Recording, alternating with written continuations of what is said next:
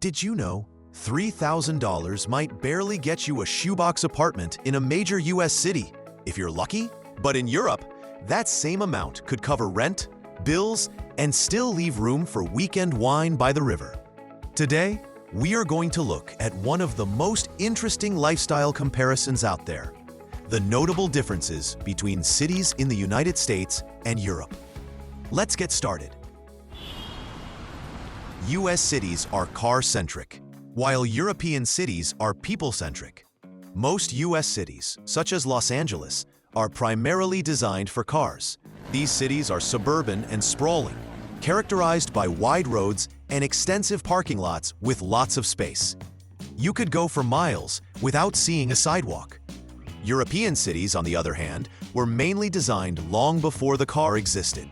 Cities like Amsterdam, Vienna, and Lisbon have narrow streets and walkable neighborhoods. Public transit is easily accessible, and bicycles are the norm in these cities, making them much more human-oriented.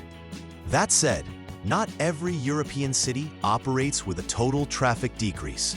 Both Rome and Athens work through a trail of cars, gridlock, as well.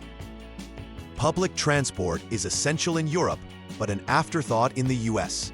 New York City's subway system is extensive, but it's one of the few occasions in which a US city has a decent public transport system. Cities like Houston or Orlando barely have buses and no light rail. Most people use cars in cities such as Nashville or Phoenix, where the bus service is infrequent and doesn't reach the far outer suburbs with much reliability or frequency.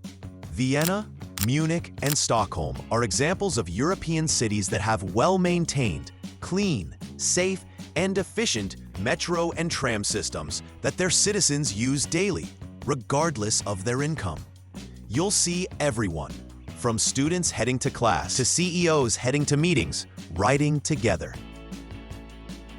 City layouts: dense and walkable in Europe, vast and spread out in the US. Let's consider Atlanta, Georgia, one of the most spread out metropolitan areas. You might need to drive for 45 minutes just to find a place for dinner. Zoning laws separate residential, commercial, and industrial areas, often stretching the cities outward.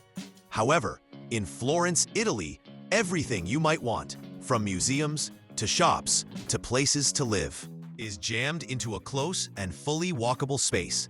It is not uncommon to walk from one side of the city center to the other side within 30 minutes. And there's plenty of options to rent bikes out here. European city centers stay alive after dark, unlike many in the US. Downtown Dallas, for example, can seem like a ghost town after 5 p.m. Most people live in the suburbs and commute into the city for work. So, most nightlife activities only happen in the suburbs. Then there's Madrid.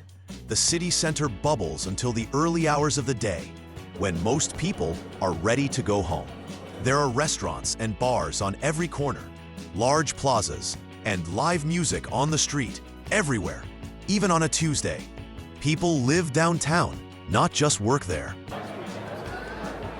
European cities are steeped in history, while American cities are sleek and standardized. Cities like Prague, Porto, or Bruges treasure their architectural legacy, which often features medieval-looking alleyways with Art Nouveau facades. All of these cities have regulations and preservation laws in place to maintain the visual aesthetics of the European built environment. Cities like Charlotte or Denver identify priorities of growth and function. The focus is on modern architecture and development, articulated through glass towers, modular grid streets, and new builds. This showcases the young, urban, and architectural history of America, as well as the urban expansion that followed World War II. Nonetheless, the aesthetic contradiction is undeniable. US cities prioritize private ownership, while European cities prioritize public space. Most socialization in suburban Charlotte, North Carolina, happens in backyards, malls, or private venues. There are communal gathering spaces in the suburbs. However, these rarely serve as the community-centric hub.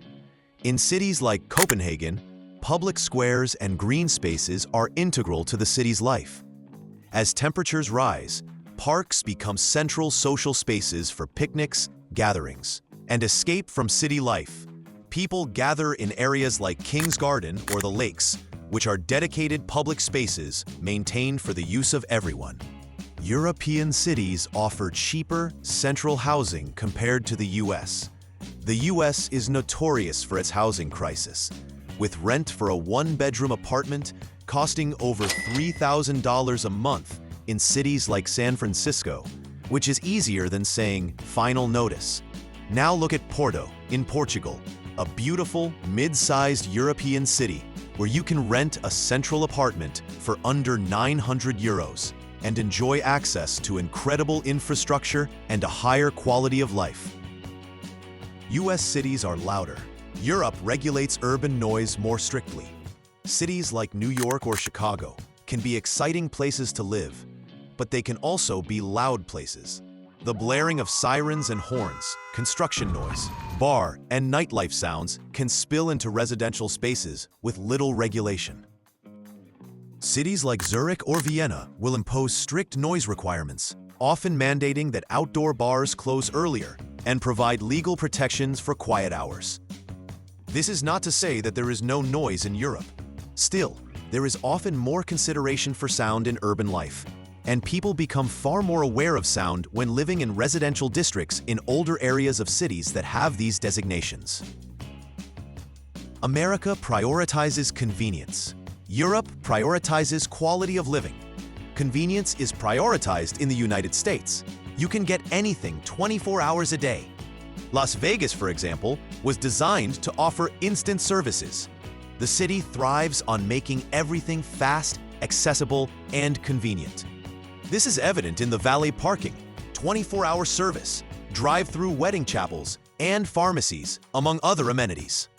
However, in Vienna, Austria, cafes like Café Central have become an institution. Rather than coming in for a coffee and then leaving, a patron chooses one of the many seating options, finds a seat, orders their preferred coffee, and spends the next several hours reading, talking, or simply sitting and doing nothing. There is no pressure to rush out of this social activity. Public services may not be available 24/7, but the need to adhere to a specific time frame is reduced. Historic beauty in Europe, modern efficiency in America. Certain American cities have created strong brands for themselves. Austin is known as the center of music and tech. Portland is an eco-friendly city, and Miami aims to be the party capital. They are making strides to develop their distinctive brands. Many European cities, such as Edinburgh and Krakow, are developing a brand around their heritage or historical significance. Existing within a spectrum of time layers that become habits, performative yet preserved rituals, and customary festival traditions. Now I'd like to hear from you. What's a city in the US or Europe that you've been to that was entirely different from what you expected? Or maybe you live in one and have your own pros and cons about them. If you enjoyed this video, give it a thumbs up and subscribe to our channel for more videos every week. Thanks for watching. We'll see you in the next video.